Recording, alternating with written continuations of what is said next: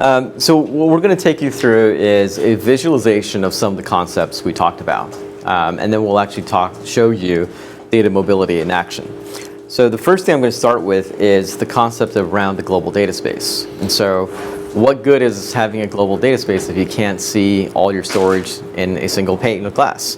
Well, so the first thing you see here, you notice, is that you can actually here see all your different storage. I've got NetApp cluster mode, EMC Isilon, 7 mode, and not only could I see it by vendor type, but I could also see it by the volumes that I have across the different storage. And I could sort them by the top volumes in terms of, and this is editable, so I can rank them by performance, I can rank them by capacity utilization, for example. And so this allows you to have a simple way to see sort of an easy single global namespace in terms of the different storage systems that you have, and as well as the aggregate capacity that you have. So this is a small demo system, so obviously it's not too big. So here you have, we're occupying 717 gigabytes, and there's 1 terabyte available across the different storage systems. And as you add storage, that number obviously will change. Or if you decrease storage, it will now change. So you can now think and manage at an aggregate level. Now, this is to raise question earlier, right? How do you know what that storage can do? Because in order to do the objective-based data management and to move data with some level of clarity and control, you really need to know two things, right? One is, well, what does the application need? But two is, what can the storage actually deliver? And so here, any storage, once it's added to primary data is able to quickly detect some of the capabilities of the storage, right? In terms of, here you have mainly the performance aspects, right? Bandwidth, IOPS, latency, etc. And here you have sort of the other aspects, right? Can it do cloning? Can it do snapshotting? Can it do encryption? And so forth. These are editable, right? So for example, if you don't agree with me, you can change it, right? You can say, oh, you're wrong. This array actually can do that. But we allow you to do this, so now it takes into effect later on when you want to make decisions about placement and movement of data. I could also say, you know what? I don't think this is real. I think the detection that we did to validate performance, may come at a time where my network was heavily bottlenecked. So thanks, primary data, but I'm going to edit it based on what I know. And this could be a brand new array, so it could be based upon factory specs, for example. So we'll make it easier by pre-populating based upon the information we get when the client connects and talks to the underlying storage. But it's by no means the end-all and be-all. You have freedom and flexibility to go and change any of these values based upon what you're actually seeing. What you can also do is artificially change these values. For example, if you really want to limit data access to this particular storage system. For example, you might say, I really only want one type of data here. I want data that needs to be performant, but I want the availability so low, so maybe I don't want other forms of data to occupy it. Similarly, here we also show you an easy, quick view of how much capacity is being utilized and how much is available, but we allow you to set a threshold. So I could say, I know I have this much available, but I really don't want you to use up. I want to preserve this space for new projects, future projects. So it allows you the flexibility of setting that reserve space if you want to. So this is done for any type of storage that's being added into primary data, and that is how we understand the capabilities of the underlying storage. So that's one part of the equation. The other part of the equation is understanding the objectives of the business. And here you have some canned templates that we pre-populate that allow you to apply to your applications that you want to be placing on primary data. So for example, if I click on one of them, fast, we pre-populated, say, this is for data that needs high performance. And here we can describe the conditions that must be met in order for this data to be met by this objective. So for example, I could type in and enter 3 nines of availability, 3 nines of durability, and I could type in statistics like I want this level 5 megabytes per second of bandwidth, I want 15,000 IOPS, 2 millisecond latency.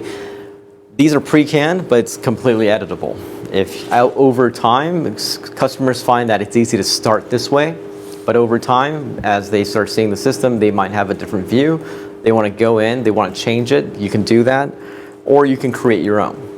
Kaycee, there are two questions from the Twitter audience. One is, how would you differentiate your product from something like IBM SVC? Number one, we're completely storage agnostic. We're not, like David said, we're not trying to make a big storage pool out of, or a little storage pool out of several storage pools. So we're not in the storage virtualization business. Number two, we have visibility into the application layer. So we're allowing you to set business level requirements for your applications, not just saying we're going to do this at a storage perspective, and then being able to dynamically move data across any and all vendors and protocols. Second question is, do you support multi-tenancy? I guess is really the question, and how would you do that in your environment? Yeah. So short answer is in today's current product that it's not yet supported, but it is on the roadmap. So we definitely have lots of customers that have that requirement, and it's definitely being worked on by the engineering team. Okay. There was a question that was asked, I think, before the show as well. So thank you for bringing that up.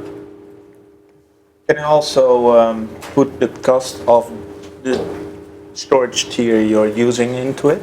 Exactly, yes. So for example, that could be just an input here if I wanted to.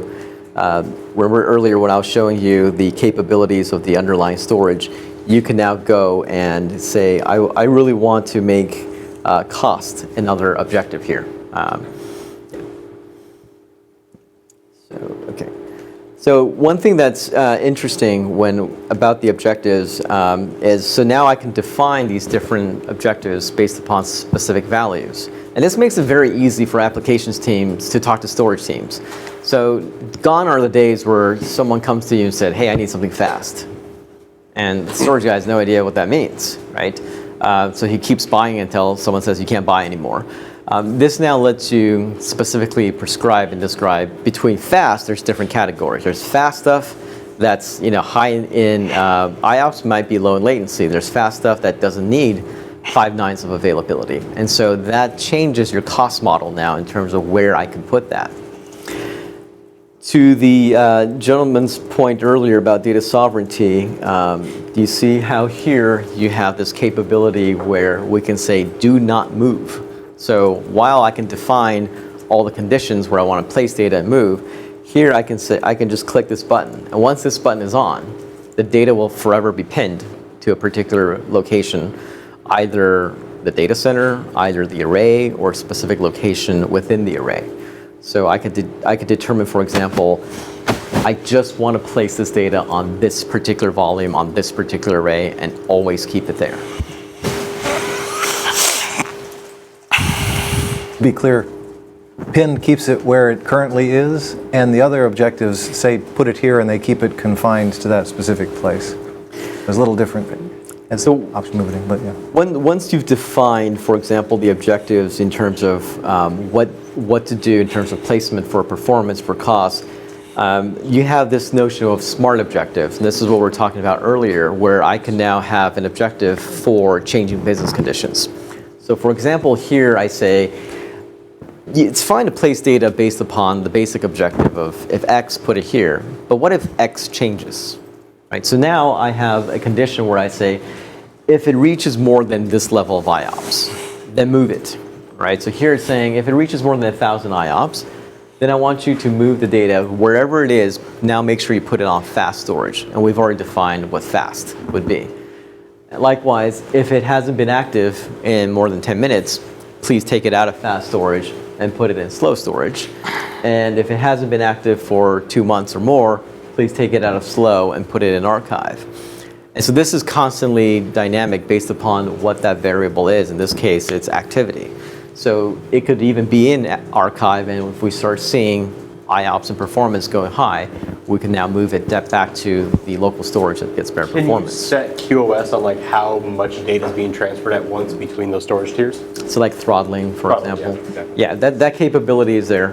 We can definitely do that because of the awareness we have at the client level. Are you speaking specifically about of mobility or about the performance of an individual object? I guess it would depend. Like imagine like I have an all flash array and I'm doing maintenance on it. I need to remove it from as an object in there. So now I need to move everything off of there, and I don't want to destroy my NetApp that I'm putting it on or something like that. That's what I mean. Precisely, yeah. So the answer is yes. There's the ability to manage the throttling of the objective is not only a desired amount, but it's also a cap. Because there's another situation where customers become accustomed to a certain level of performance that they were not entitled to, but then afterwards they feel entitled to it. So storage admins lose flexibility if they give too much from the onset and can't then take it back. Right. So here, it's important to be able to do that QoS and throttling, even on very high performance stuff, so that you maintain in your back pocket the freedom to move things around without them having become addicted to it. And as we showed earlier, you can now add different patterns. For example, I could say I want this to only apply to DBFs, right, database files. So now the whole database doesn't have to be treated and moved all together, all placed on the same location. I can now get more granular. I want to treat archive logs differently from redo logs, from database files, from VMDKs, etc. So it gives you a lot more flexibility once you start having a visibility at a data level, as opposed to managing by LUNs or managing by volumes, which is what most storage vendors do today.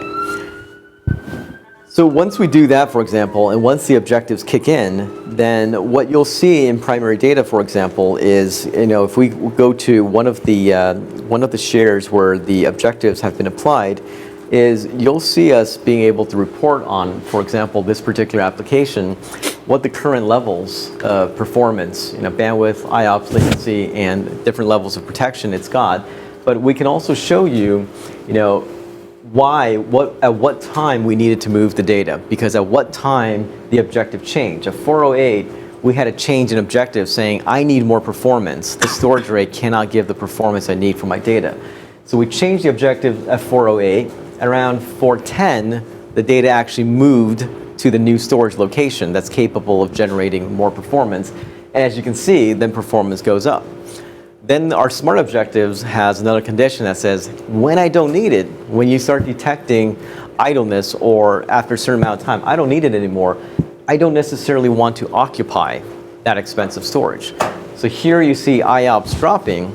So once it drops to a level where I no longer require it to reside on expensive storage, you see another objective change which kicks in and says, now move the data to a slower tier. So this allows you to see the mobility actually taking place and why we're actually triggering and moving the data.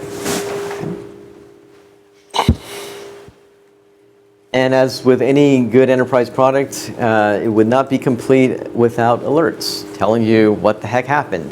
Did something go wrong? Who did this? Who did what? What's bad? What you should actually care about.